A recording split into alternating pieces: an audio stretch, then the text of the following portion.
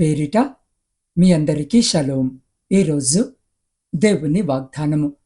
నేను చిన్నవాడనయ్యుంటిని, ఇప్పుడు ముసలివాడనై ఉన్నాను. అయినను నీతిమంతులు విడువబడుట గాని, వారి సంతానము భిక్షమెత్తుట గాని నేను చూచియుండలేదు.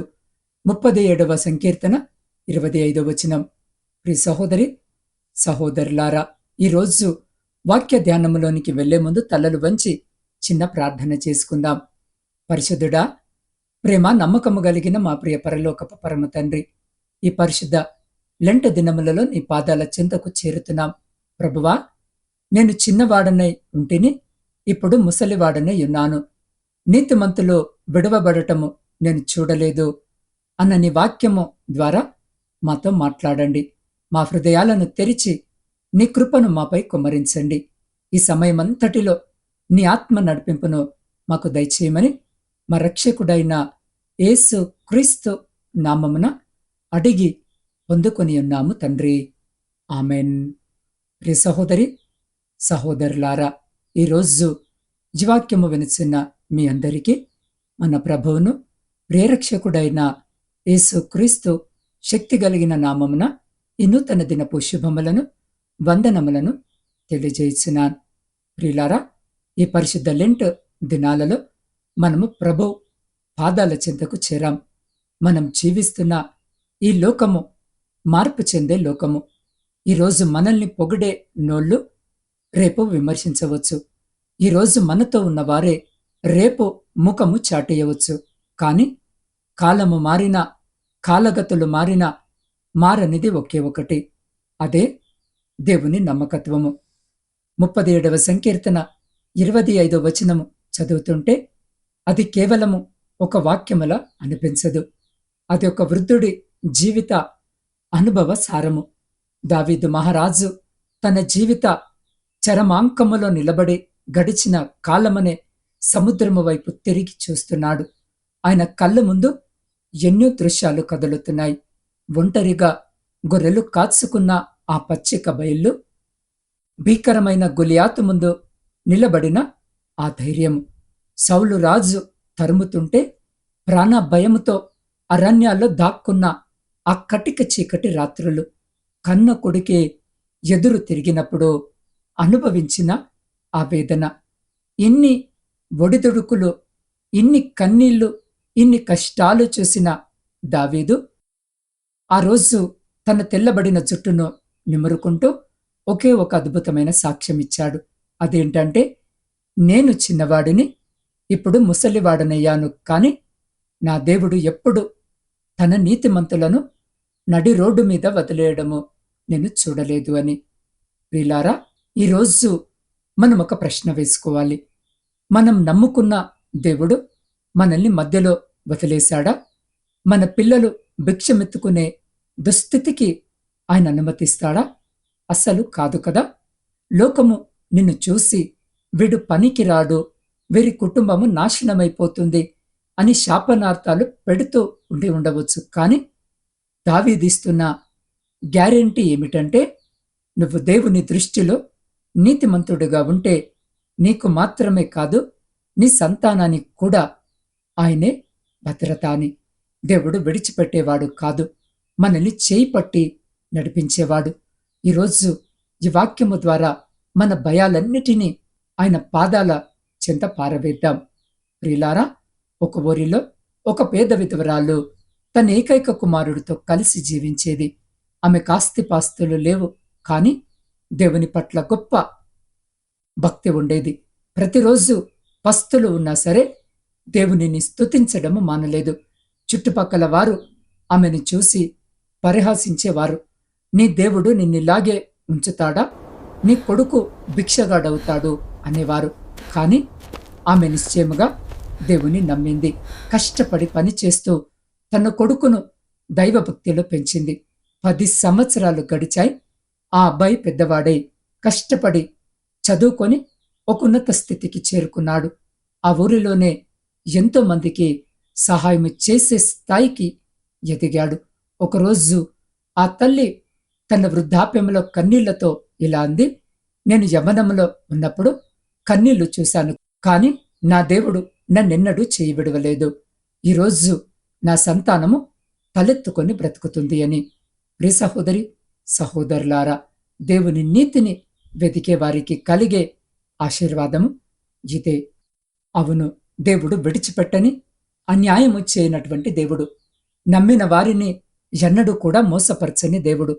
అందు నిమిత్తమునే ఈరోజు ఈ కీర్తన వ్రాసిన దావీదంటున్నాడు, నేను చిన్నవాడనై ఉంటిని, ఇప్పుడు ముసలివాడనై ఉన్నాను. ఆయనను నీతిమంతులు వారి పిల్లలు భిక్షమెత్తుకునే పరిస్థితిని నేను చూడలేదు అని. దేవుడెప్పుడు కూడా వారిని వదిలిపెట్టలేదు. ఈ రోజున బహుశా నేను నీవు విడవబడ్డావని అనుకుంటున్నామేమో. ఆర్థికంగానో శారీరక బలహీనతలతోనో ఉన్న నీకు సహాయము దొరకలేదని బాధపడుతున్నావేమో. ఈ పరిస్థితి నుండి బయటపడకపోతే రోడ్డున పడే పరిస్థితి వస్తుందేమో అని భయపడుతున్నావేమో. ఈరోజు దేవుడు చాలా సుస్పష్టముగా తెలియజేస్తున్నాడు, నీకటువంటి స్థితిని రానివ్వను అని. నీకు కావలసింది నీవనుకున్న దానికంటే అద్భుతముగా ఎక్కువగా ఇచ్చి ఆశీర్వదిస్తాడు. నువ్వు నమ్మిన యేసయ్య ఒక కంపెనీని నమ్ముకొని, ఒక వ్యాపారాన్ని నమ్ముకొని, ఒక వ్యక్తిని నమ్ముకొని అన్యాయము చేయబడిన వారిని మనము చూస్తున్నాం. లేమిలో బ్రతుకుతున్న వారిని చూస్తున్నాము. కానీ దేవుణ్ణి నమ్మిన వారు ఎన్నడూ లేమిలో, దరిద్రతలో బ్రతకరు. రోడ్డున పడే పరిస్థితిని ఆయన నీకు తీసుకొని రాడు. పరిశుద్ధ లేఖన భాగములో మనము చూస్తే, దేవుని దాసుడైనటువంటి ఎలీషా ప్రవక్త దగ్గర శిష్యునిగా ఉన్నటువంటి వ్యక్తి అనారోగ్యముతోనో మరేదో కారణముతోనో చనిపోయాడు. ఆ చనిపోయినటువంటి వ్యక్తికి భార్య, 2 పిల్లలున్నారు. వారికి కొంత అప్పు కూడా ఉంది. ఎవరైతే అప్పు ఇచ్చిన వ్యక్తి ఉన్నాడో అతను వచ్చి గొడవ చేస్తున్నాడు. ఇప్పుడు నీ భర్త కూడా లేడు, నువ్వు అప్పు తీర్చలేవు, కాబట్టి నీ 2 కుమారులను నా దగ్గర పని వారినిగా పెట్టు, లేదంటే అప్పు కట్టు అని చెప్పి అక్కడే ఉన్నాడు.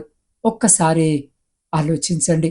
అంతవరకు పరువుగా బ్రతికిన ఆ కుటుంబము ఉన్నా లేకపోయినా ఏది బయట వేసుకోకుండా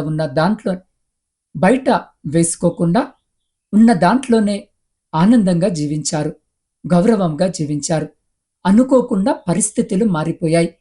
ఆ అప్పులవాడు గొడవ చేస్తుంటే అందరూ బయటకు వచ్చి వింతగా చూస్తున్నారు.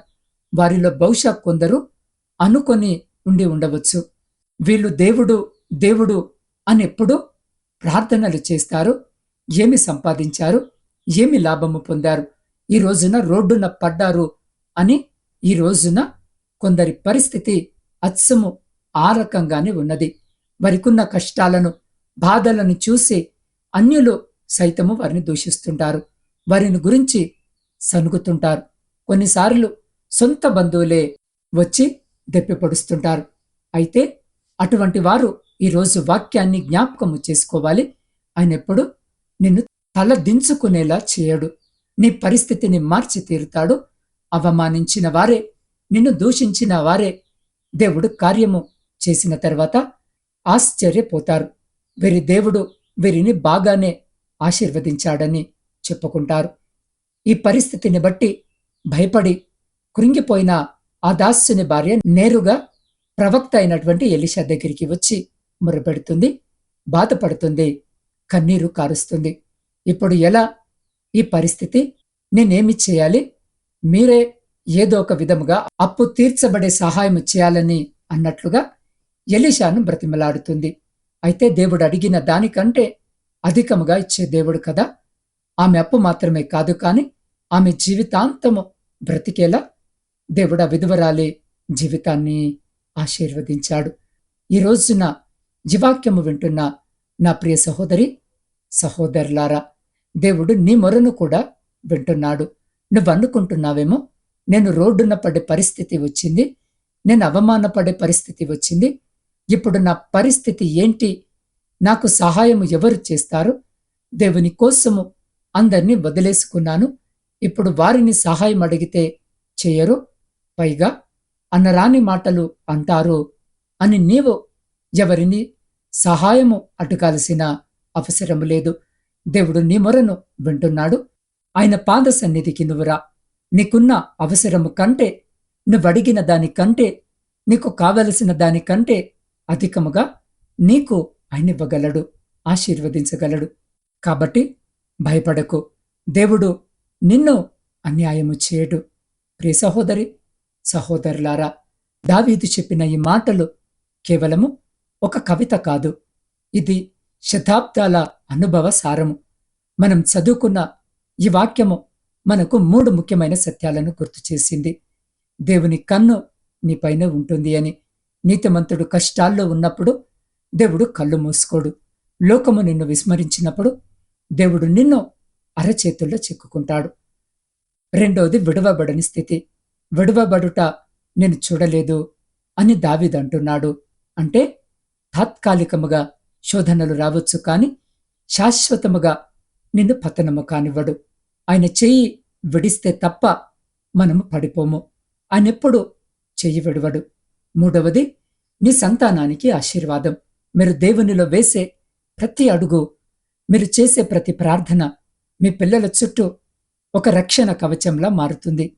మీరు ఈరోజు పడుతున్న కష్టము రేపు మీ సంతానానికి గౌరవప్రదమైన భవిష్యత్తునిస్తుంది. నేను చిన్నవాడనయ్యుంటిని, ఇప్పుడు ముసలివాడనయ్యున్నాను అన్న మాటలో ఒక నిరీక్షణుంది. వయస్సు మళ్ళినా, కాలము గడిచినా దేవుని కృప మాత్రం పాతబడదు. అది ప్రతి ఉదయము కొత్తగా ఉంటుంది. కాబట్టి ప్రియ సహోదరి, సహోదరుడా, ఇప్పుడు మనమందరము మన హృదయాలను పరీక్షించుకుందాం. ఈ వాక్యము వింటున్న వారిలో ఎవరైనా ఇలాంటి ఆలోచనలతో సతమతమవుతున్నారా? ప్రభువా, నేనెంతో కాలముగా ప్రార్థిస్తున్నాను, కానీ నా పరిస్థితి మారడం లేదు. నా పిల్లల భవిష్యత్తు అంధకారములో ఉందేమో అని భయము వేస్తుంది. నేను ఒంటరిని అయిపోయాను, నన్ను ఆదుకునేవారు ఎవరు అని. ప్రియ సహోదరి, సహోదరుడా, ఈ లెంట్ దినాన దేవుడు నీకిస్తున్న వాగ్దానమిదే. నేను నిన్ను విడువను, నిన్నెడబాయను. మీరిప్పటి వరకు లోకపు పద్ధతుల మీద, మనుషుల మీద ఆధారపడి మోసపోయి ఉండొచ్చు, కానీ ఈరోజు ఒక తీర్మానము చేసుకోండి. ప్రభువా, నా జీవితాన్ని నీ నీతి మార్గంలో నడిపించు. నేను నీతిమంతుడిగా, నీతిమంతురాలిగా బ్రతకాలని ఆశపడుతున్నాను అని ఎవరైతే కోరుకుంటున్నారో వారొక్కసారి మీ కుడి చేయి పైకెత్తండి.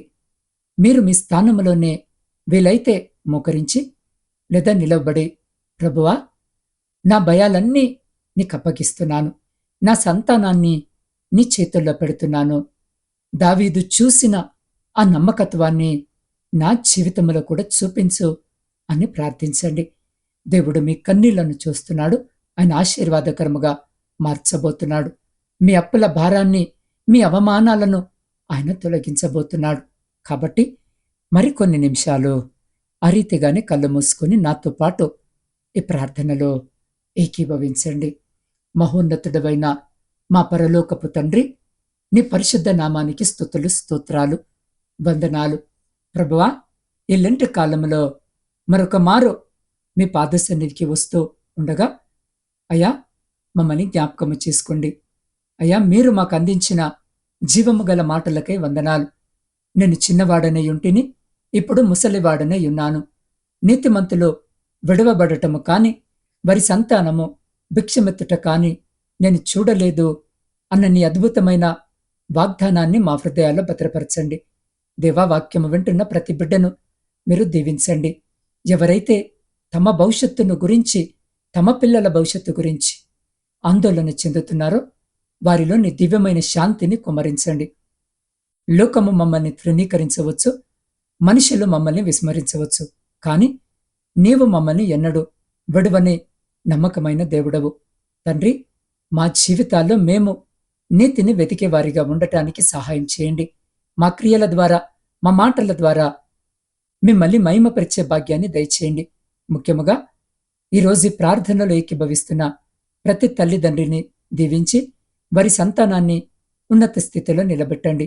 వారు ఎవరి దగ్గర చేయి చాచకుండా అనేకులకు ఇచ్చేవారిగా ఆశీర్వాదకరముగా మార్చండి. ఈ లెంట్ దినాల ఉపవాస దీక్షలో మేము మరింతగా మీ శిలువ చెంతకు చేరుకోవడానికి కృప చూపండి. మా ప్రార్థనలు ఆలకించి మాలో గొప్ప మార్పును కలుగజేయమని నీ పాద సన్నిధిలో వేడుకొనిచున్నాం. దేవా, ప్రాముఖ్యముగా ఈ సమయంలో నా తండ్రి జన్మదిన వివాహ వార్షికోత్సవాలు జరుపుకొంచున్న ప్రతి బిడ్డను మీ పాద సన్నిధికి తీసుకుని వస్తుండగా జ్ఞాపకం చేసుకోండి. వినూతన దయా కిరీటం చేత ఆశీర్వదించండి. ఇతరత్ర శుభకార్యాలు జరిగించుకుంటున్న ప్రతి బిడ్డతో కూడా మీరుండి అయా సంతోషకరమైన కుటుంబ జీవితమును దయచేయమని వేడుకుంటున్నాం. ప్రాముఖ్యంగా నా తండ్రి ఇదిగో కుటుంబ పోషణకై కుటుంబాలను వదిలి పరాయి దేశంలో కష్టపడి పని చేసుకుంటున్న నా ప్రియ సహోదరి సహోదరులను జ్ఞాపకం చేసుకోండి తండ్రి. అయా బిడ్డలు కుటుంబాలను వదిలి ఆ దేశంలో ఉంటుండగా నా తండ్రి ఒంటరితనము వారి దరి చేరకుండా బిడ్డలకు మీరు తోడుండండి. అనేక మంది బిడ్డలు నా తండ్రి వారుంటున్న ఆ దేశంలో స్వేచ్ఛగా పని చేసుకున్నట్టు కావలసిన అకామాలు లేక అనుమతులు లేక ఇబ్బంది పడుతూ వేదనతో కన్నీటితో మీ వైపు చూస్తూ ఉండగా అయా ప్రతి బిడ్డకు స్వేచ్ఛగా పని చేసుకుంటూ కావలసిన అకామాలను అనుమతులను దయచేయండి. ఉద్యోగము లేక బాధపడుతున్న ప్రతి బిడ్డను కూడా జ్ఞాపకము చేసుకొని స్థిరమైన మంచి ఉద్యోగాలు దయచేయండి. అధికారులతో మీరు మాట్లాడండి, యజమానులతో మీరు మాట్లాడండి. బిడ్డల పట్ల కృప కనికరము ఉండులాగున వారి మనస్సును మార్చమని వేడుకుంటున్నాం. దేవా, వారి కష్టార్జితమును రెండంతలుగా ఆశీర్వదించి వారిని వారి కుటుంబాలను మీ కృపలో భద్రపరచమని వేడుకుంటున్నాం.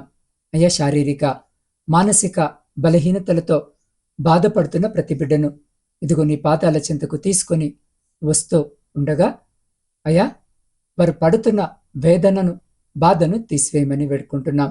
ప్రాముఖ్యంగా నా తండ్రి క్యాన్సర్ వ్యాధితో బాధపడుతున్న నవీన సత్య, యశస్విని, మల్లికార్జున స్వామి, జహంగీర్, సుబ్బారావు, పద్మ, జ్యోతి, కళావతి, రాజేశ్వరి, భాష, హిమజ, యశస్విని, ఖైరున్నిసా, రమాదేవి, విమలమ్మ, అనూష, మార్తమ్మలపైన నీ స్వస్థత హస్తాన్ని ఉంచి వారి శరీరంలోని ప్రతి కణాన్ని నీ శక్తితో నింపి వ్యాధిని నిర్మూలించి వారికి పునర్జన్మను ప్రసాదించండి. కిడ్నీ సమస్యలతో ఉన్న సిద్ధు, లక్ష్మణ్, ప్రవీణ్ కుమార్, తేజ, నాగజ్యోతి, నయోమి, సన్నీలకు మీరు తోడుగా ఉండండి. వారి శరీరంలోని మలినాలు తొలగిపోయి అవయవాలన్నీ తిరిగి చురుగ్గా పనిచేసేలా దీవించండి. దేవా, పక్షవాతముతో బాధపడుతున్న సూర్యరావు, రాంబాబు, గుణసుందరమ్మ, బాలప్ప, రంగన్న, కృపాకర్, జయకృష్ణ, భాస్కర్రావు, విజయలక్ష్మి అమ్మ, శ్రీనివాసరెడ్డి, వెంకటేశ్వరమ్మ, నారాయణ, శ్రీను, వీరేష్ మరియు నిడియాలను జ్ఞాపకము చేసుకోండి, ముట్టండి. సచ్చుబడిన ప్రతి అవయవాన్ని తిరిగి పునర్జీవింపజేయమని వేడుకుంటున్నాం. గుండె సంబంధిత వ్యాధులతో బాధపడుతున్న Pavan, Sugunavathi, Jayamma, Sushila, Sharon Mary, Sebastian, Anandarao, Prabhavathi వీరందరికీ నూతన బలాన్ని దయచేయండి. బిగుసుకుపోయిన వారి అవయవాలకు చలనాన్ని, బలహీనపడిన గుండెకు ధైర్యాన్ని ప్రసాదించి వారిని మళ్ళీ ఆరోగ్యవంతులనుగా నిలబెట్టమని వేడుకుంటున్నాం. అయా, అనేక మాసాలుగా కోమాలో ఉన్న నానికి స్పృహను ప్రసాదించండి. బ్రెయిన్ ట్యూమర్తో ఉన్న లీలావతి, ప్రశాంతి, జైపాల్ రెడ్డిలకు విముక్తిని దయచేయండి. భయముతో ఒంటరిగా ఉన్న సజిత్ మనసులో శాంతిని నింపండి. జ్ఞాపక శక్తి కోల్పోయిన సుజాతకు, వెన్నుముక గాయముతో ఉన్న గోపాల్ రెడ్డికి సంపూర్ణ ఆరోగ్యాన్ని దయచేయండి. అయా, పునర్విక శ్రీని, వర్షిణిని, కీర్తన, వెంకటేశ్వరమ్మ, నూకరత్నం, లక్ష్మి, కుమారి, అఖిల వీరందరినీ అయ్యా నీ ప్రేమతో అక్కున చేర్చుకొని వారికున్న ప్రతి బలహీనత నుంచి లేవనెత్తమని వేడుకుంటున్నాం. ఆ రీతిగానే అల్సర్తో బాధపడుతున్న అనితను కూడా జ్ఞాపకము చేసుకోమని వేడుకుంటున్నాం. అయా, అపారమైన నీ కరుణ వీరిపై కుమ్మరించి వారిని వేధిస్తున్న ప్రతి అనారోగ్యము, భయము, మానసిక వేదన నుండి విముక్తిని కలిగించి వారి కుటుంబాలకు ఓదార్పును, ధైర్యాన్ని ప్రసాదించమని వేడుకుంటున్నాం.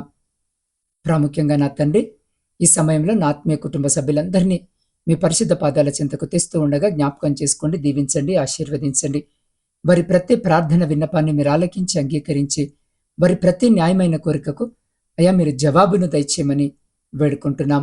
ప్రపంచంలో శాంతిని, సమాధానాన్ని కలిగించి విడిపోయిన, విచ్ఛిన్నమైన ప్రతి కుటుంబాన్ని తిరిగి కట్టి మీరే ఘనత, మహిమ, ప్రభావాలు పొందమని మా ప్రభువును మీ ప్రియ కుమారుడైన యేసుక్రీస్తు శక్తి కలిగిన నామమున ప్రార్థించి స్తుతించి అడిగి పొందుకొని ఉన్నాము తండ్రి. ఆమెన్.